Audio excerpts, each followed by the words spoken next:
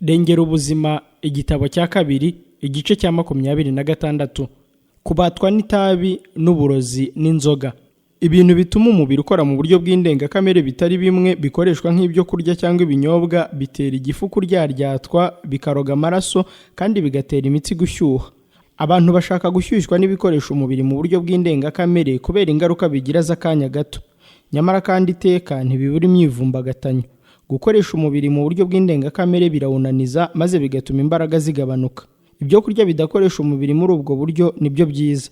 Urusenda, piripiri n'andi moko yabyo bihwanye bitera igifu kuryaryatwa kandi bikanduza amaraso. Igifu cy'umusinzi kibabuka kenshi cyerekana ingaruka mbi z'inzoga. Ikindi gitera bene ibyo ni ibintu bimeze nk'urusenda bashyira mu byo kurya. Iyo umuntu amenyereye bene ibyo byo kurya, ibisanzwe ntibiba bikimunyura. Umubiri wumva urarikiye ibyawukoresha ku buryo budasanzwe. Icyayi gikoresha umubiri ku buryo budasanzwe, iyo bikabije bikaba byaroga umubiri. Ikawa n'ibindi binyobwa bimeze nkayo nabyo bimeze nk'ibyo tumaze kuvuga. Icyo bibanza gukora ni ugutuma umuntu anezerwa. Imitsi irashyuha, ubwonko bugakangukira gutuma umutima ukoresha imbaraga zidasanzwe kimwe n'umubiri wose. Umunaniro uribagirana, ubwenge bukabaduka. Kubera izo ngaruka, benshi bibwira ko icyayi cyangwa ikawa bibagirira neza cyane. Nyamara ibyo bibwira ko ari imbaraga, ni ubwonko buba bushyushye gusa. Igihe ibyakoreshaga umubiri mu buryo budasanzwe bishize, umuntu asigara acitse intege kandi atentebutse. Gukomeza gukoresha ibishyushya imitsi bikurikirwa no kurwara umutwe, kudasinzira, gukubitagura k'umutima, kumererwa nabi mu nda n'izindi ngorane nyinshi. Imitsi yananiwe iba ikeneye kuruhuka mu cyimbo cyo gukoreshwa mu buryo budasanzwe. Igihe umubiri uciwe intege n'ibyo bihora biwukoresha uburetwa, ntuba ugishobora gutegeka imbaraga zo kuwukoresha ku rugero rukwiriye. Umuntu ntaba akibasha kureka kunywa ibimukoresha bene ako kageni, bityo akarushaho kunywa ibimukoresha ku buryo bw'indengakamere kugeza ubwo umubiri unanirwa rwose ntube wagira icyo ukora na gito. Itabi ryoretse imbaga. Itabi ni icyago kimunga abantu buhoro buhoro batabizi, ariko kandi kikaba gifite uburozi bwa kirimbuzi. Riteza akaga kurusha ibintu byose kuko ingorane riteza ziza buhoro buhoro kandi ntibyoroshye kubyemera hakiri kare. Rishyushya imitsi hanyuma rikayitera ikinya.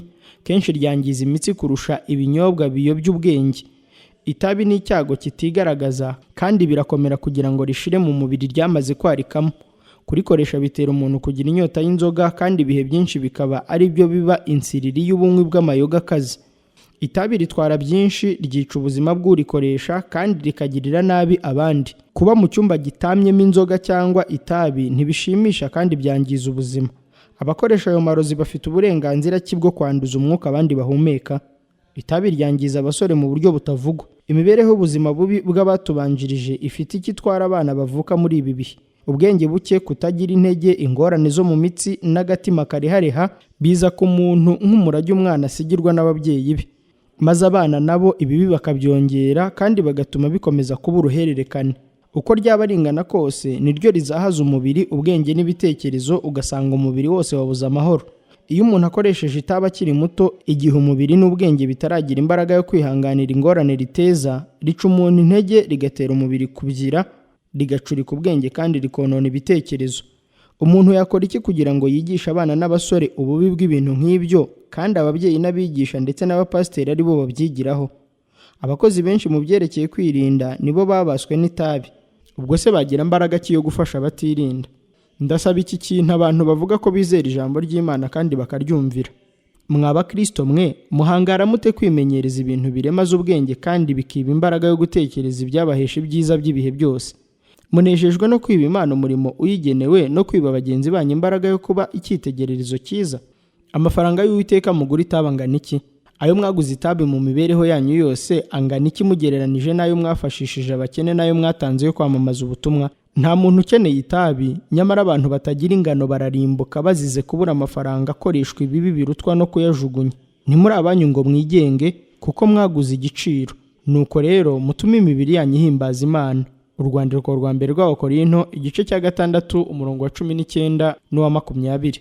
Umuvumo w'inzoga uboneka ahantu hose. Vino ni umukobanyi, inzoga zirakubaganisha kandi ushukwa nabyo ntagira ubwenge.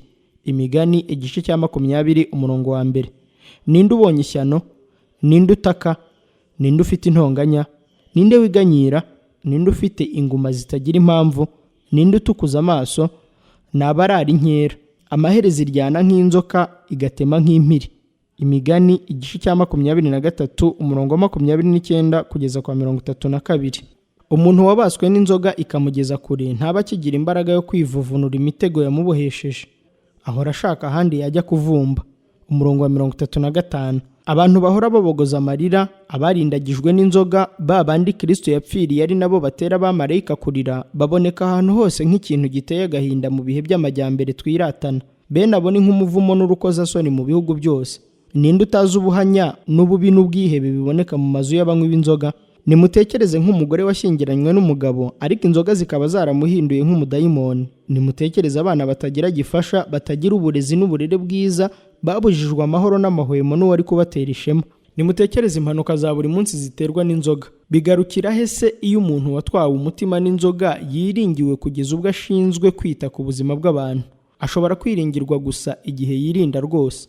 Abantu basa n'abafite umurage w'irari ry'ibikoresha umubiri mu buryo budasanzwe ntibakwiriye kwegerana n'inzoga iyo ari yo yose, kuko ari ukubategeza ibigeragezo. Kubera ko umutobe ntacyo utwaye, abantu benshi bakunda kuwugura cyane, nyamara ukomeza kuryoha igihe gito gusa, ariko hanyuma ugatangira kubira. Vino, byeri n'urwagwa bisindisha nk'izindi nzoga zikomeye. Ibi binyobwa bitera ababinywa gushaka kunywa ibirushaho gukomera, bityo akamenyero ko kunywa inzoga zikaze kakaba gatangiye ubwo. Kunywa akayoga gake ni ishuri ryigisha abantu kuba abasinzi kabuhariwe. Umuntu ahinduka umusinzi rubebe atari yamenya ko ari mu kaga. Abantu bamwe batazwiho ubusinzi kenshi usanga baramaze kurogwa n'ibiyobyabwenge. Ibitekerezo byabo ntibiguma hamwe, usanga bidashyitse hamwe. Kwibwira ko ntacyo bitwaye bituma bakomeza kunywa kugeza ubwo badatinya no kwica amategeko. Mbese Kristo yakoresheje vino irimo arukoro? Nta hantu na hamwe muri Bibiliya hategeka gukoresha inzoga. Vino Kristo yatanze mu bukwe bw'i Kana yari umutobe w'imizabibu, vino nshya y'inzabibu, ari ibyanditswe bivuga ngo ntuwurimbure kuko ugifite umumaro. Yesaya igice cya 65 umurongo wa 8.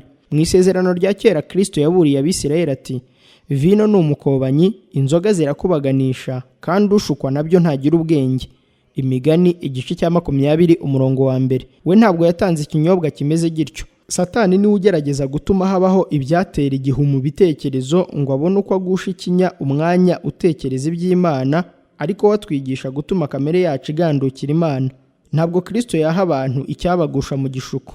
Yabayeho imibereho ntangarugero yo kwigomwa. Kugira ngo amenagure imbaraga y'irari, yamaze iminsi 40 mu butayu atarya, ashengurwa n'ikigeragezo gikomeye abantu babasha kwihanganira. Kristo niwe wategetse ko Yohana Umubatiza atazanywa vino cyangwa ibisindisha. Ntabwo yacishije ukubiri n'ibyo yigishije. Vino itari ibize yatanze mu bukwe yari ikinyobwa gitunga umubiri, ari nayo Umukiza wacu yakoresheje mu ifunguro ryera rya mbere. Ni nayo vino igomba gukoreshwa mu gihe cy'ifunguro ryo ku meza y'umwami, ishushanya amaraso y'Umukiza. Nta kintu na kimwe cyakurura ikibi kigomba kugirana isano n'umuhango utunganye. Dukurikije umucyo duhabwa n'ibyanditswe, ibyaremwe ndetse n'ibitekerezo ubwabyo ku byerekeye gukoresha ibisindisha, bishoboka bite ko abakristo baba ari bo babarizwaho umusemburo cyangwa se ngo ari bo benga amayoga? Niba bakunda mugenzi wabo nk'uko bikunda, babasha bate kumushyira ibigusha imbere?